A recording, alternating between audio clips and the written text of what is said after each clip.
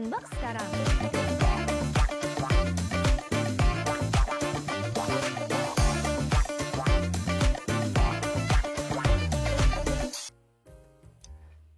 Halo semua, kembali lagi bersama saya Johan di Jurnal Trading ID. Jadi pada kesempatan video kali ini kita akan membahas kembali untuk update dari pergerakan XAUUSD atau gold ini sendiri. Dan ya, sorry banget ini kita baru bisa buat videonya di sore hari ya teman-teman ya. Ini kurang lebih jam setengah 4 sore. Karena memang kita lagi ngurusin perpindahan member ya dari channel lama ya. Jadi premium sempat vakum kurang lebih mulai dari bulan Oktober 2024 ya. Jadi kurang lebih 3 bulan premium vakum karena mempersiapkan konsep premium yang baru teman-teman gitu. Dan puji Tuhannya persiapan kita untuk bulan Januari ini itu sudah selesai dan memang sudah ada beberapa yang memang member kita sudah verifikasi ya. Dan memang sudah dipindahkan ke dalam channel yang baru. Dan ini juga kalau kalian perhatikan ya, ini masih banyak banget ya yang belum selesai nih ya. Ini kita udah WA-WA-in, kita udah DM ya satu-satu, terus udah ada yang balas juga, ada yang belum balas juga ya. Terus kita juga masih proses verifikasi beberapa data lagi teman-teman gitu. Jadi untuk kalian yang masih belum menerima link ya channel baru atau belum dihubungi oleh tim Jurnal Trading ID untuk yang premium ya, kalian boleh DM kita ya di channel Telegram, nanti akan kita langsung proses teman-teman. Ini udah ada beberapa juga yang DM kalau memang belum menerima link gitu. Nah ini nanti juga akan saya dan juga admin saya yang akan proses teman-teman gitu. Oke, jadi sabar aja ya, pokoknya pasti akan kita proses satu-satu. Dan untuk hari Senin kita bisa pastikan untuk jalan kembali untuk learning center. Jadi kita berubah namanya, bukan Jurnal Trading ID Premium lagi ya, tapi kita akan menjadi Jurnal Trading ID ya Learning Center teman-teman gitu. Jadi ini adalah program baru ya ke depannya untuk yang akan start dari 2025 ini ya. Dan kita usahakan untuk program ini bisa long lasting ya seperti Jurnal Trading ID Premium sebelumnya. Tapi ini di sini sudah kita mau metakan lagi ya, supaya bisa lebih optimal dan juga isinya nggak cuma soal tentang buy or sell, tapi akan lebih kompleks lagi ke depannya teman-teman gitu. Jadi harapannya dengan ada program baru dari Jurnal Trading ID yang kita launching di bulan Januari ini, itu bisa memberikan kalian atau mengoptimalkan ya kegiatan trading kalian dan juga memberikan informasi yang lebih optimal lagi ke depannya teman-teman gitu. Oke, terima kasih bagi sudah menunggu dan masih support Jurnal Trading ID hingga saat ini ya. Pokoknya kita akan usahakan yang terbaik dan kita akan coba sebisa mungkin untuk membentuk komunitas yang memang positif dalam dunia trading ini teman-teman gitu. Oke, terima kasih. Sekarang kita mau bahas mengenai gold ya. Oke, tadi sebenarnya saya mau infokan kepada kalian gitu loh kalau untuk mengenai premium ke Jurnal Trading ID Learning Center, karena memang masih banyak juga yang tanya-tanya ke kita gitu ya, kenapa belum dipindahkan. Jadi saya jadikan satu dengan video ini teman-teman gitu. Dan buat kalian yang mau join atau yang mau gabung di Jurnal Trading ID Center ya, nanti kalian boleh DM juga ya, kita akan kasih rinciannya ataupun persyaratan untuk join ya teman-teman gitu. Oke, kita balik lagi untuk XAUUSD ya. Jadi mungkin ini kita bahas dulu mengenai news ya untuk 1 minggu ke depan gitu. Nah ini nanti kita mau bahas untuk volume ya, terus OI data. Kita mau bahas daily-nya juga ya, daily, weekly kita mau bahas juga, sama nanti terakhir kita akan bahas 4 hours teman-teman gitu.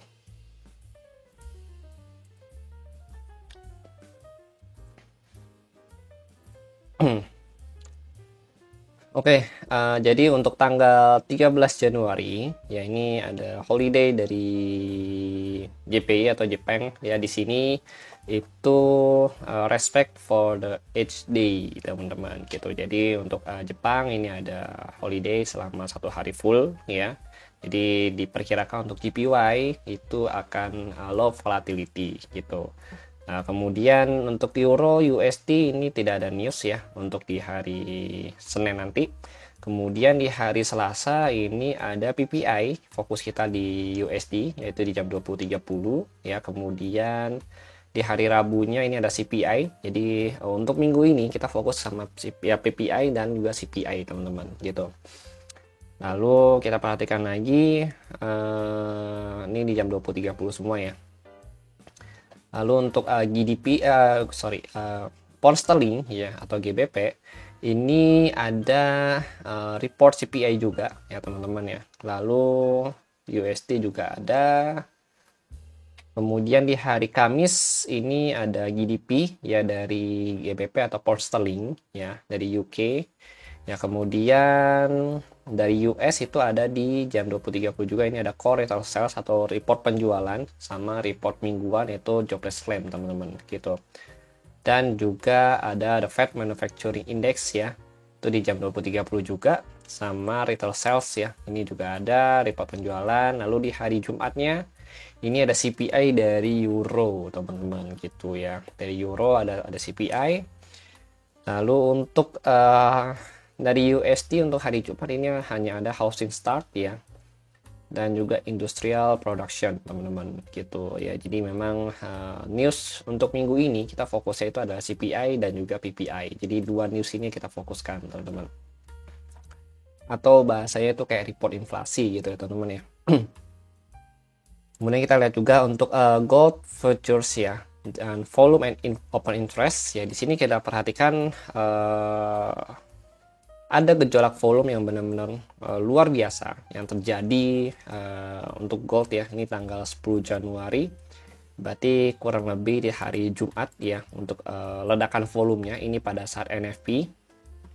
Dan kalau kita perhatikan memang ini apa ya bahasanya, menunjukkan ya bahwa sebenarnya tingkat transaksi yang terjadi di dalam pasar mulai dari tanggal apa nih, ini mulai meningkat lagi tuh signifikan tuh mulai dari tanggal 2 Januari ini ya. Ini signifikan meningkatnya, walaupun kalau kita perhatikan ini tanggal 26 sampai 31 ini memang ada sedikit peningkatan, cuma memang nggak begitu kuat ya peningkatannya, agak landai. Dan memang kalau untuk peningkatan yang semakin kuat itu mulai start dari tanggal 2 Januari dan paling tingginya itu ada di tanggal 10 Januari dengan open interest.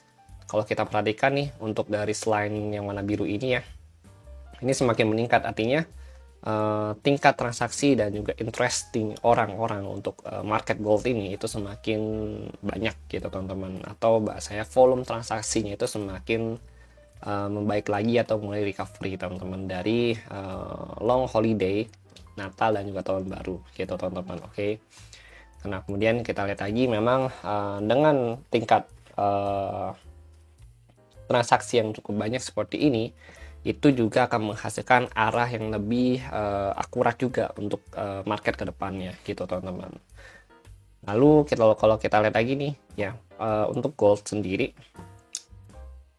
kemarin kita ada bahas juga ya di video hari Jumat ya. Nah di hari Jumat ini kan kalau kita bahas kemarin itu kalau gold ini sedang dalam posisi uptrend untuk 1 hours-nya. Ini kita pakai time frame 1 hours ya. Ini sedang dalam posisi uptrend, artinya 1 hours ini itu ditopang oleh si trend line gitu teman-teman. Ya, trend line ini nopang gitu loh. Dan kalau kita perhatikan lagi polanya ini hampir mirip ya. Kalau kita back ke 4 hours ya. Ini ada 1 2 3. Ya, ini resisten ya di 2637, 2622. Kemudian ini harga breakout dari resisten, dia retest lagi, terus dia naik lagi. Nah ini kalau kita perhatikan lagi, sini ada lagi nih 1 2 ya 3 sebelum dia breakout teman-teman. Jadi kurang lebih dia retestnya itu 3 kali ya, 3-4 kali baru dia breakout. Nah ini memang kalau kita perhatikan ya, ini dia ada potensi untuk pullback lagi sedikit. Nah ini kita ada di sini ya, ini di 2673 2660 ini bisa jadi area buy yang pertama gitu teman-teman gitu. Oke. Nah kenapa kemarin saya ada katakan juga kalau kalian untuk sell lebih bagus atau lebih baik itu ditunggu dia break dari 2660 karena dia break dari trend line gitu. Kalau di atas 2660 atau dia nggak nge-break, lebih baik nggak sell gitu teman-teman, karena memang posisinya harga itu lagi naik gitu ya teman-teman ya. Kalian bisa cek di videonya gitu loh. Jadi memang saya juga prefer untuk kalian nge-buy ya begitu dia bisa nge-break di atas 2637. 2673. Yang ini nih ya 2673. Nah ini kalau kalian ada dapat buy ya congrats kalian semua, dan memang target kita itu di 2685 sampai 2690-an gitu teman-teman. Nah ini pada saat NFP ya memang market sempat drop, tapi setelah itu dia naik lagi gitu. Jadi bisa dikatakan V-shape recovery gitu. V-shape recovery itu biasanya recovery itu dalam bentuk yang bisa dikatakan high volatility gitu teman-teman, high volatility recovery gitu. Kenapa? Karena harga barusan turun nih ya, harga turun, bahasanya ini contoh ya, ini turun terus dia naik lagi. Nah itu biasa terjadi di volatility, tingkat volatility yang tinggi atau pada saat jam transaksi yang memang masih crowded atau rame gitu ya. Contohnya salah satu itu pada saat news teman-teman. Nah ini kenapa alasan saya nggak mau nge-sell lagi ya, karena memang posisinya masih uptrend gitu loh.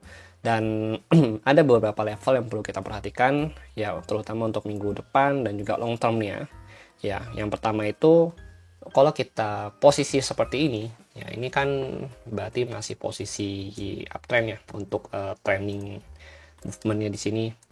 Nah ini berarti kita cari posisi prefer masih posisi buy gitu. Yang pertama itu kita perhatikan di sini 2673 2660 ya, ini zona pertama untuk nge-buy. Lalu zona kedua itu di sini 2673 2637 ya sampai 2622. Ini zona kedua untuk nge-buy. Ini satu, ini dua. Lalu zona ketiga itu ada di sini teman-teman. Nah ini zona ketiga itu kurang lebih ada di level harga 2595 sampai 2584 gitu loh. Nah tapi memang yang paling memungkinkan ya, paling memungkinkan itu kalau dia mau menjaga stability trendnya dia ya, itu dia kurang lebih akan pullback di sini ya 2673 sampai 2660 gitu loh. Tapi kalau misalkan worst case-nya itu juga bisa sampai sini teman-teman. Ini worst case-nya dia itu 2637 2622. Kenapa? Karena kalau kalian perhatikan ini adalah area short-nya dia gitu loh di 4 jam gitu. Oke, jadi kalau dia udah nge-break di bawah 2622, dia memang akan mantul di 26584 atau 2695, tapi pantulan itu belum tentu bisa nge-break di atas 2637 lagi teman-teman gitu, karena sini sudah terjadi yang namanya shorts gitu. Oke. Nah, makanya ini agak susah, dan makanya saya bilang di sini worst case-nya tuh dia akan mantul di sini gitu. Makanya dua zona buy ini yang perlu kita perhatikan untuk minggu depan ya.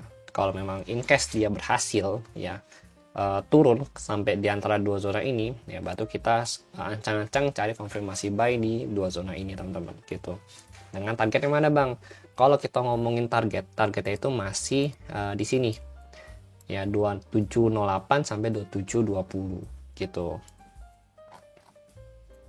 Nah ini kalau kalian perhatikan nih untuk last resistance ya, ini di sini, ini last resistannya dia. Kalau kalian perhatikan di atas 2720 ini harga udah pasti ngejar resisten yang minor, resisten yang di sini itu 2746 2758 gitu. Di atas 2758 udah pasti dia ngejar lagi 2790 atau new ATH dan bisa ngebentuk ATH yang baru lagi teman-teman gitu. Makanya perlu kita perhatikan nih untuk resisten ini resisten weekly ya, bisa dikatakan ini weekly cukup kuat. Di atas weekly ini sebenarnya potensinya memang lebih besar dia untuk buat new ATH lagi di sini teman-teman ya gitu, di atas posisi weekly ini gitu. Tapi selama dia masih reject atau candle daily itu masih closing di bawah 2720 itu masih bisa dikatakan aman gitu. Tapi kalau misalkan in case dia berhasil closing di atas 270 dan bisa bertahan kurang lebih 2 atau 3 hari di atas 270, nah itu bahaya gitu teman-teman. Oke. Nah itu perlu kalian catat ya, atau di note untuk catatan trading kalian minggu depan gitu teman-teman. Nah ini kalau kita lihat dari daily ya, jadi kalau dari daily ini sendiri Ini kalau kita lihat juga nih, ini sama ya 2726 di sini. Kalau untuk daily mengikuti angka Fibo 2709. Kalau tadi kan di 4 jam kan memang kita lebih rinci aja gitu ya. Di sini. Nah, ini sama nih 27-nya ini. Ini resisten terakhir. Ini juga sama, ini resisten terakhir nih. Kalian perhatikan. Untuk daily ya posisi di sini ini kalau dia berhasil break dari area sini nih, ya dia ada potensi untuk ngejar lagi 2765 sampai new ATH lagi 2787 atau 2790-an gitu, dengan ngebentuk ya, ada potensi dia ngebentuk new ATH lagi sampai 2814-an gitu teman-teman. Oke, ini untuk kalau in case dia berhasil break di atas 2726 atau 2720-an di time frame daily-nya gitu teman-teman. Karena ini terjadi 2 kali rejection ya, ini adalah resisten ya, memang cukup kuat lah untuk gold gitu teman-teman. Nah, ini kalau kita lihat juga nih ya, yang saya bilang titik buy ya, titik buy itu di sini 2671, 2655. Ini berdasarkan dengan area Fibo ya. Kalau kalian perhatikan ini kan rejection, dia baru ini rejection juga, nih baru breakout gitu. Jadi memang masih ada potensi dia antara dia mau retest atau dia mau lanjut untuk naik ke sini, baru dia retest ya untuk area buy yang ada di sini gitu teman-teman. Pokok kalau kalian mau nge-sell, usahakan sellnya itu kurang lebih di area resisten ini aja gitu loh. Dan kemudian kalau mau buy, usahakan nge-buy di kurang lebih support yang memang ada golden ratio atau memang ada patokan untuk area akumulasi zone-nya dia gitu teman-teman. Ini tadi yang 4 hours nih, ini udah kita rinciin ya gitu loh. Lalu ini kalau kita lihat juga nih di daily di daily, nah daily sama weekly ya, ini kalau kita bentuk tarik ya segitiga di sini, triangle symmetrical triangle, ini kita perhatikan tarik dari sini 1 2 ya, terus ini 1 2 3 ya, ini dia posisinya itu benar-benar in case dia kayak closing ya di atas resisten channel yang ada di sini teman-teman gitu loh. Ya walaupun memang kalau kita perhatikan ini bukan closing breakout yang cukup sempurna ya, karena memang di sini posisi masih ada penekanan dari pihak seller itu sendiri gitu. Jadi closing itu mepet ya, bisa dikatakan agak mepet gitu teman-teman. Nah, ini kalau kita perhatikan lagi nih ya, ini 1 2 3 ya, jadi tetap sama patokan kita itu di 2720 ya, kalau saya 2720. Begitu dia bisa break dari sini, maka harga ada potensi untuk bikin atau ngejar ya new ATH baru lagi di 2787 atau 2790-an gitu teman-teman. Itu adalah new ATH-nya dia gitu, dengan ada sedikit resisten di sini. Oke, ini ada sedikit resisten minor ya di sini yang perlu kalian perhatikan, itu di 2748 2750 gitu. Oke. Nah, ini kalau kita lihat memang ada potensi jadi bullish symmetrical triangle di dalam chart ini sendiri. Ya, ini kan dia mulai dari bawah nih. 1 2 3 4 5. Nah, ini kalau dia berhasil breakout lagi ya, dia bisa lanjut lagi ke atas gitu loh. Oke, ya, gitu. Itu kalau dari pandangan secara teknikal ya, teman-teman ya. Lalu kalau kita lihat lagi di weekly weekly ini dia kan sempat apa ya bahasanya ya, sideway atau akumulasi di dalam satu zone mulai dari 2 Desember ya sampai kurang lebih 30 Desember. Jadi selama 1 bulan dia tuh akumulasi teman-teman di sini. Nah, ini kalau kita lihat nih ya, untuk minggu yang kemarin itu dia breakout dari zona akumulasinya gitu, dan memang dari breakout ini juga memiliki volume buyer yang cukup bagus gitu, yang artinya memang secara technical ya, ataupun kalau kita lihat pun selama secara apa ya, volume juga mendukung ya. Jadi memang ada potensi dia untuk lanjut naik lagi ya sampai kurang lebih tadi 2720-an gitu di sini ya, 2720-an untuk ngejar dari resisten yang ada di sini gitu. Kalau misalkan in case nanti Senin gitu ya dia berhasil buka market ya, dia buka market dan memang belum bisa ngebreak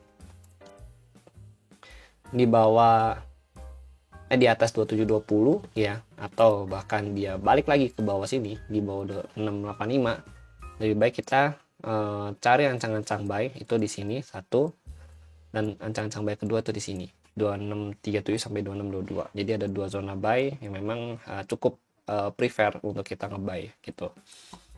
Ya itu sih sebenarnya pandangan saya gitu ya, yang memang berdasarkan dengan data yang tadi sudah kita ambil juga. Data ekonomi, kemudian dari volume sama open interest, ya memang open interest juga kalau kita perhatikan sini mulai naik juga gitu teman-teman ya, gitu loh. Dan juga pergerakan dari daily, weekly ya, dan juga 4 hours dia gitu. Kemudian kita juga mau lihat untuk OI data, ya ini OI data berdasarkan dengan level harga. Kalau untuk OI data berdasarkan dengan level harga ini, kita coba update dulu. Oke, ini yang 5 DTE. Sebenarnya OI data itu juga belum update ya, teman-teman ya. Ini masih yang 5 DTE lagi gitu. Harusnya kan 2 DTE ya, kan Sabtu sama Minggu gitu. Tapi ini belum update untuk yang 5 DTE. Jadi memang posisinya memang kalau kita lihat di sini ini masih cukup penuh ya di bagian bawah sini. Ya artinya memang harga itu masih ada potensi untuk nyentuh atas lagi gitu, teman-teman. Bahkan di 2700 pun kalau kita perhatikan memang sudah agak menumpuk ya gitu sampai 2725 dari sini nih sampai sini 2725. Ini memang udah agak numpuk juga ya, memang posisinya agak bullish sentimen untuk gold ini sendiri, atau biasnya bullish teman-teman gitu.